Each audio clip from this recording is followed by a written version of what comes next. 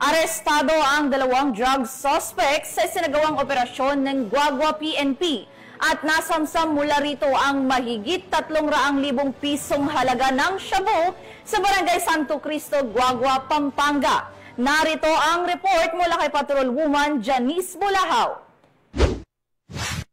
Arestado ang dalawang drug suspect matapos ang ikinasang bypass operation ng mga operatiba ng Guagua Municipal Police Station sa Barangay Santo Cristo, Guagua, Pampanga. Ayon kay Police Colonel Eugene M. Marcelo, Provincial Director ng Pampanga Police Provincial Office, nakumpiska mula sa mga suspect ang itinatayang 50.77 gramo ng hinihinalang shabu na may standard drug price na 345,236 pesos. Ang operasyon ay sinagawa matapos makatanggap ng ulat mula sa isang concerned citizen hinggil sa aktibidad na may kinalaman sa ilegal na droga sa isang bakanteng lote sa nasabing barangay.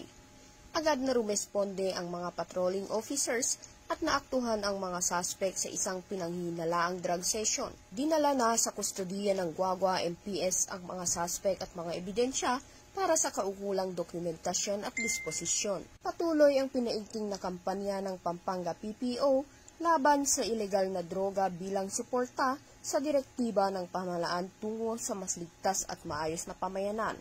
Mula dito sa gitnang Luzon, ako ang inyong PNN correspondent, Patrolwoman Janice Bulahaw. Alagad ng batas, tagataguyod ng balitang pulis.